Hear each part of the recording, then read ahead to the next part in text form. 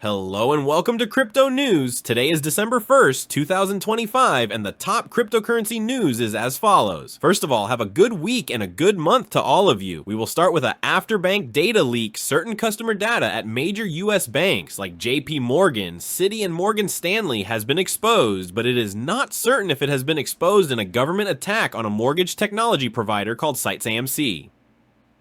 Based on this incident, Mr. Vitalik says that privacy is hygiene. Continuing with this news, let me tell you that JPMorgan has closed the bank account of Mr. Jack Mallers. It cannot give any explanation, as the man himself says in a post X. He says that every time he asks what is the reason for closing his account, his bank answers, "We can't tell you." That's why it's a good idea to control our money and not let it be kept by third parties so that such unpleasant incidents don't happen. Moving on, let's go to Yearn Finance, which was attacked specifically with an attack called Infinite Mint. That is, someone found a way to create countless such coins, and the criminal got away with $2.8 million from Balancer. The money, let's say, has gone to Tornado Cash as cover for his future transactions, and that's why our stake Yearn Ether coin, which was at $3,300 and followed the price of Ethereum, has fallen to $80 because they took away its liquidity. Moving on, we'll go to Ethena and a product that we probably won't see, namely Terminal Finance, the decentralized fund that began development through Ethena and attracted more than $280 million in deposits before it was launched. It announced that it would not be released as the blockchain called Converge, which it was designed to work on, never went live. Let's say that this blockchain was announced by both Ethena and CRYPTONEWS, which manages BlackRock's tokenized capital, so maybe there's a deal here that never closed, and we see Ethena, whose price is 17% lower thanks to this fact.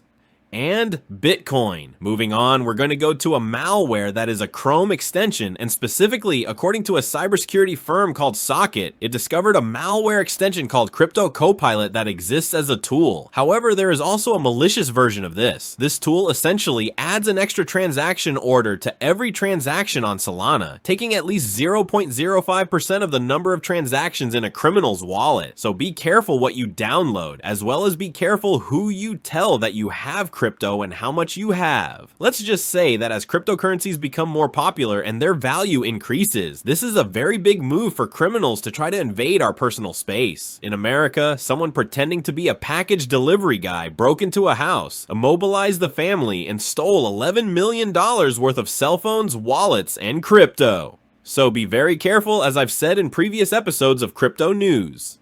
Moving on now, we're going to go to the crypto market itself, where it's at $86,000 with the price, for now, standing at our resistance. And let's just say that apparently with such a sudden drop, 219,000 trader accounts have been liquidated. There has been $640 million in liquidations in the last 24 hours, with $564 million of that going long, apparently. And what's causing this fall now? It's Japan. And as we've discussed in previous episodes, the Japanese bond yield has been outrageous, hitting a new 17-year high, sparking a wave of sell-off. In fact, the 2-year Japanese bond yield briefly hit 1.01%, its highest since 2018, as traders speculate that the Bank of Japan's long-term near-zero interest rate period is likely over. This sell-off also follows comments from the Bank of Japan's governor, who said the board will assess whether a rate hike is appropriate at its meeting this month. To explain it a little bit, as you know, Japan has had near-zero interest rates for years, so everyone took out near-zero interest loans from Japan and moved the money to the United States to invest. However, now that Japan is being forced to raise interest rates, that means that those who took out loans will have to pay more than they took out because interest rates are going up. So right now, with this news, they are selling their risky assets, and the risky assets are the cryptocurrency market and Bitcoin, so that the money that goes into the US markets can be moved to Japan, converted into yen, and used to repay the loan. Before interest rates rose, and so they have no losses, which is exactly why we have such a big loss in Bitcoin now that it has overshadowed the rest of the cryptocurrency market.